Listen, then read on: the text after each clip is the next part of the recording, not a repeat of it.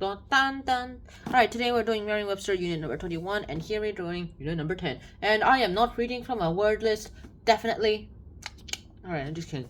First off, here we have 8 roots today, and today here's a special thing too. We have a non-Latin, non-Greek, and non-English root, and we also even have an English prefix. Also, it doesn't actually say it's an English root, it's an English prefix, so I'm just guessing it comes from Anglo-Saxon English, so let's just get to start with. First root is sub. This is as in like, it actually surprisingly comes from sub. Sorry, that does not mean anything to you, doesn't it? It actually comes from no Latin or no Greek or no English root at all, so we're actually kind of stumped where this root comes from. But it banes under, so we get words like the subway, not the sandwich shop, that's the subway, as James would say it. The place where you go in the train, like, ladies and gentlemen, we're now reaching a subway stop number. Let's see our little handlet. 500. Those kind of things. That's really interesting too. We also get words like subjugate, sublimal, and subversion. Also, subjugating is not a good thing for anyone to do, especially for those young people too. Our second root is hyper, which is like hyperactive. You're like, like a person who eats a lot of candy and they're too prone to candy, like they process candy too well, and they're like, sugar rush, and so it's like, candy, it's time to kill a lot of people. That's actually not what happens, so that would be a pretty good video game. This actually means above, and it's a Greek root. Here we get words like hypertension, hyperactive, hyperbole, yes, hyperbole, hypertension, and hyperventilate. Also, hyperactive is not always a good thing. It's not always a bad thing. Like, if you're the Flash, or you're in a marathon, you really need a hyperactivity. But if you're gonna go for the long term, it's terrible. If you're gonna go for like the short term race, it's probably best because you could probably run it in like 6 seconds, unless you're using Bolt. And if you somehow run it in 6 seconds and you break your muscles, then you wake up in the Matrix, in the machine Mesopotamian 01 city, and you're like, where the hell am I?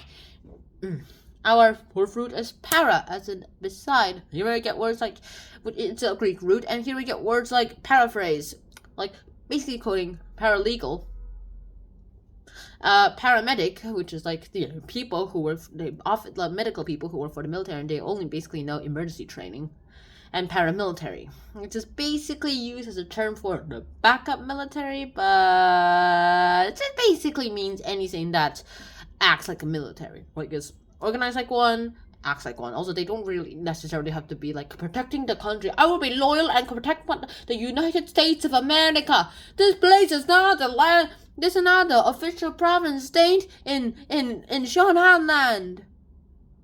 See, nothing happened. No flags. Okay, our fifth root is meta. I mean, this is a pretty big craze right now because the metaverse has arrived, and Facebook literally renamed itself Meta. That actually sounds like a terrible name, to be honest. Facebook is Facebook. It's not an AI. It's a social media. It's not an AI. It's a social media. How many times do I say it? Meta? Okay, sure. You want to go for your new branding, Mark Zuckerberg, good idea, but metaverse, sure. Change your company name when you create it. When you actually make a functional oasis. OASIS. Just change it back to Facebook. It's terrible. I've been used to saying Twitter for like 12 years, and now I'm suddenly told that's gonna called X. Elon Musk, how dare you? Alright, so here we got words like metadata, basically like all the information you get about a file, like when it was created, what name it is, what tests they're on, and what it looks like. Those kind of things. We also have metaphorical. It's a metaphor. I thought it was like, as in like African cursing. I thought that was a metaphor. Well, that metaphor has just saved the world at $. We have metaphysics and metonymy also. Then we have our sixth root, as in per, which is like a Latin root. It's true. I should also mention that meta isn't neither Greek or Latin. It's like an English root. Surprise, surprise. Okay, so for per, we get words like percolate, pervade, permeate, and persevere. Alright, next up we have ant, or has also another variation is anti, which basically means it's a Latin root, which means, again, here we get words like the anti-hero. It even created it's even the root I use, and it's the name of the character. The anti-venom, which uses antibodies, also known as antigens, to go ahead and kill symbiotes. I am anti-venom! Eddie? Yeah. You know who I am? You're Scream! No, I'm Black. Scream is black. What?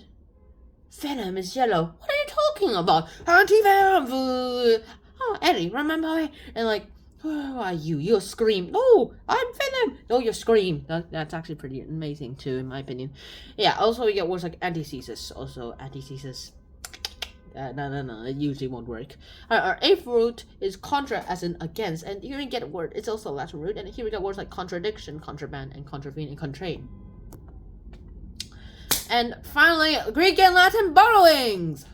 Yikes, my Greek is terrible. So, and Latin is also terrible because I was never forced to learn it, like Chinese. So I'm just gonna have to go ahead and probably use this as a little guide, aka script for this. So first off, we have in memoriam, which basically means in memoriam of missed our late little Susan. And a lot of sods and mosses and everything, like in memory of our late Chadwick friend Chadwick Boseman. Okay, next we have magnum opus, which basically means the greatest work of someone's career, usually like the greatest accomplishment or work of like an artist, a musician, or a writer, or filmmaker. I mean, in my opinion, Steven Spielberg's best movie ever was Ready Player One. Yeah, I'm actually surprised I chose that movie because maybe it's like how he was able to create the story into life. I'm actually rooting out for Ready Player 2. He's probably creating Ready Player 2 right now. I'm so pumped up for it. Alright, next up we have Memento Mori, which is like a reminder of mortality, especially a human skull symbolizing death. Remember Macbeth? Yeah? Alright, our fourth root is habeas corpus. Fourth borrowing is habeas corpus, which basically means, like, should we decide that this criminal should go in front of a judge to see if you really should be in jail? Yes, sire. How dare you! You go to jail. May I have a habeas corpus? No, you may not go to jail. What? That is so unfair. Exactly. This place is unfair, and you can do nothing about it. I'm the president of the United States of America, and I'm the president of the of planet Earth, of solar system, in the quadrant B of the Milky Way galaxy. That's the name of a state in the USA. No, it is not. It is the name. Every country is the state of this place. How dare you! Yeah, I'm actually not gonna go ahead with this. I love putting skits in these videos a lot. Like, as in, like, this. The one person skits are pretty good. Alright. Then we also have rigor mortis, which is like, sounds suspiciously like Rick and Mortis. It also has the temporary rigidity of muscles that set in death. Next. Then we have sine qua non, which basically means an essential thing. Then we have tabula rasa, as in like the mind in its blank or unmarked state before receiving any impressions from outside, and something existing is like original or purest form and state. Next we have terra incognita, as in like an unexplored country or field of knowledge. Wow, an unexplored country or field of knowledge. Pretty good. That's about it. So hopefully you guys enjoyed this episode. I hope to see you guys in the next episode. And until then, shout out, peace, and wear a helmet. Bye bye. Ding.